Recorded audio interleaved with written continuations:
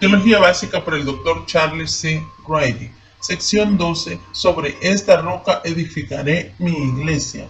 Capítulo 76. Otros ministerios de la iglesia. Además de los ministerios implicados en la adoración, el Nuevo Testamento también da ejemplos y mandamientos concernientes a otros ministerios.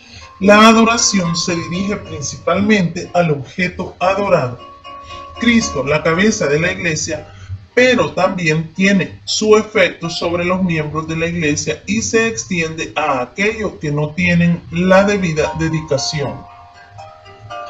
1. El ministerio de la disciplina. El propósito de Cristo para con la iglesia es santificarla y presentársela a sí mismo sin mancha ni arruga. Efesios 5, 26 y 27. Todas las actividades de la iglesia también deben tener la misma aspiración, incluyendo la disciplina, porque esta también está diseñada para producir un carácter santo en los que son objeto de la misma. Objetos en la disciplina. Las escrituras dan por lo menos 4 razones de por qué la disciplina es necesaria. 1. Para remover la contaminación y la influencia contagiosa del pecado. 1 Corintios 5, 6 al 8. 2.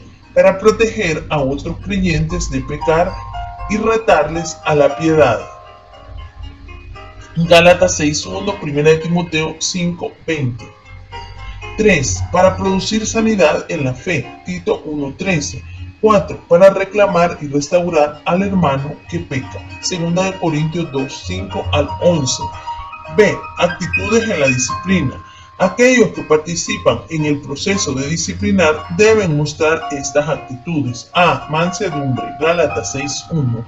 B. Una posición intransigente contra el pecado. Tito 1, 13.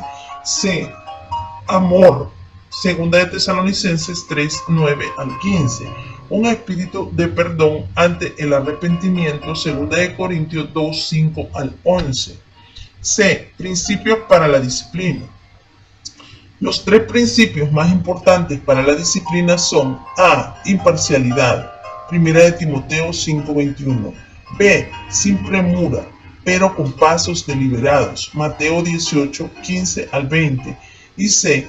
Con la mira de corregir y finalmente restaurar. 2 Corintios 2, 6 al 8. D. Personas que han de ser disciplinadas. Las escrituras mencionan 7 ejemplos de personas. Algunos presentan más de una de estas categorías que necesitan disciplina. 1. Un anciano acusado. 1 Timoteo 5, 19 y 20. En el caso del pecado persistente por parte de un anciano, 2 o 3 testigos tienen que intervenir y la represión tiene que hacerse públicamente para que los demás teman pecar.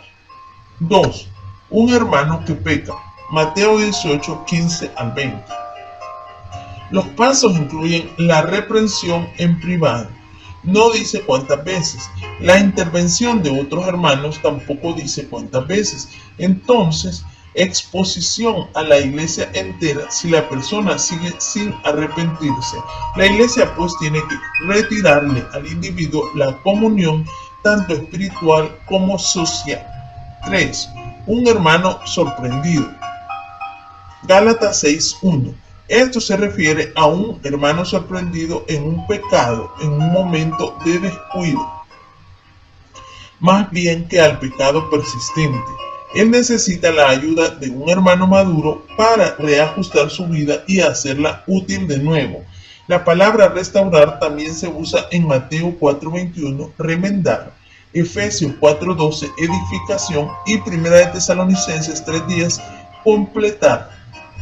4. Un hermano que anda desordenadamente. 2 Tesalonicenses 3:6.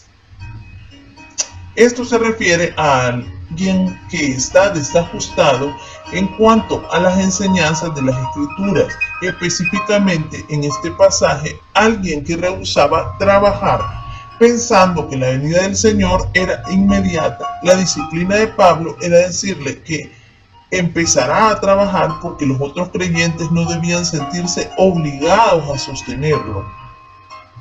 5. Maestros falsos. Tito 1, 10 al 16.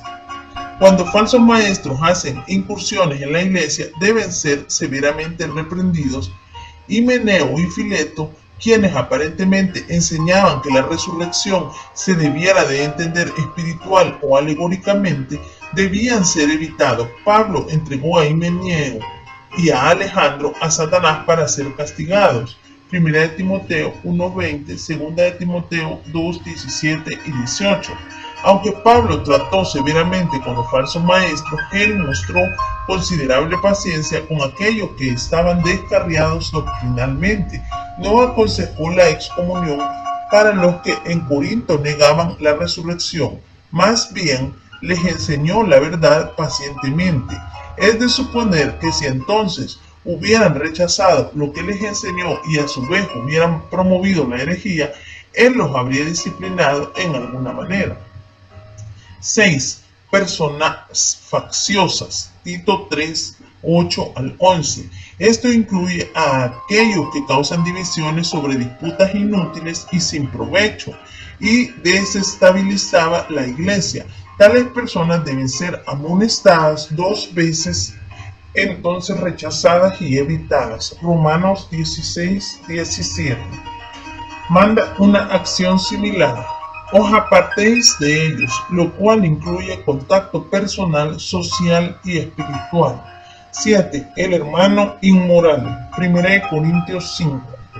Debido a que en este caso el pecado de incesto era persistente y público, el culpable debía ser entregado a Satanás, excomulgado del compañerismo de la iglesia y entregado de nuevo al dominio del mundo de Satanás para la ruina que esto significare, ya fuere la enfermedad o la muerte. El castigo para otros pecados que creyentes podrían cometer, mencionados en el versículo 11, inmoralidad, avaricia, idolatría, maldicencia, borrachera, robo, era romper los lazos de compañerismo, incluso en lo social, no comer con los tales. Juan Wesley era bien conocido por su énfasis en la sensibilidad al pecado y la disciplina.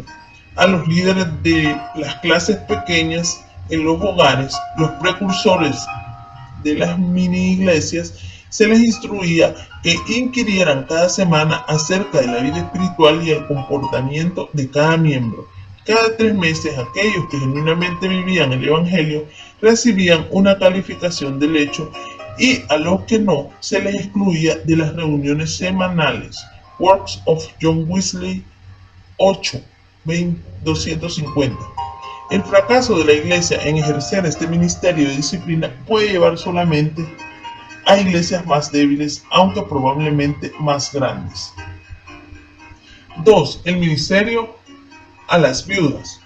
La religión pura, dice Santiago, incluye visitar, supervisar a los huérfanos y a las viudas. Santiago 1:27.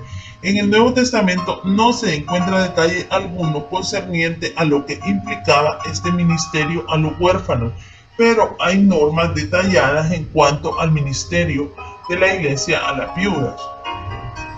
A. La responsabilidad de la familia. En los tiempos de Cristo existía un fondo en el templo que se usaba para el sostenimiento de las viudas y los huérfanos. Cuando muchas viudas judías se convirtieron al cristianismo, la iglesia se encargó de su sostenimiento continuo. Sin embargo, Pablo expresa tan claro como el agua que los familiares de la viuda tienen la primera y principal obligación de cuidar de la misma.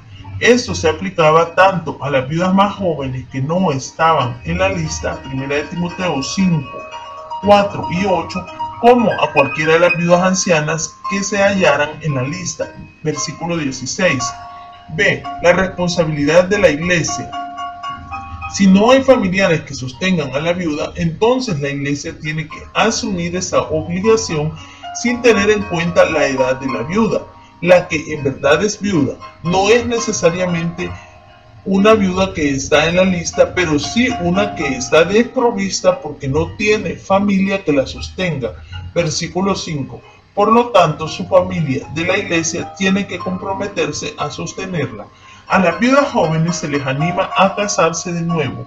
Versículo 14. Las viudas que llenan los requisitos se pueden poner en la lista de la iglesia después de los 60 años de edad. Versículos 9 y 10. ¿Qué debe hacer la iglesia en cuanto a esta responsabilidad en una sociedad donde existen seguro social, seguros, pensiones vitalicias y otras provisiones financieras a menudo hechas en beneficio de una viuda? Los principios parecen estar claros. A partir del punto en que su familia no la pueda sostener, ya sea por medio de familiares vivientes o la provisión de familiares que han muerto, la iglesia debe asumir la obligación, ya sea que signifique sostenimiento parcial o total. Hoy en día, a menudo existen necesidades de viudas, de obreros cristianos, que quedan en necesidad y no por culpa alguna de las mismas. 3. El ministerio de la caridad. La iglesia también debían administrarles a otros que están en necesidad.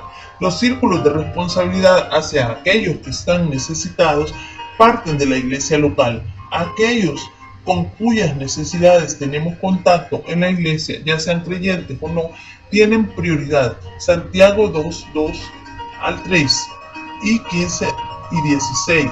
Primera de Juan 3:17. La iglesia primitiva también se ocupaba de las necesidades de creyentes en otros lugares. Hechos 11:27 al 30.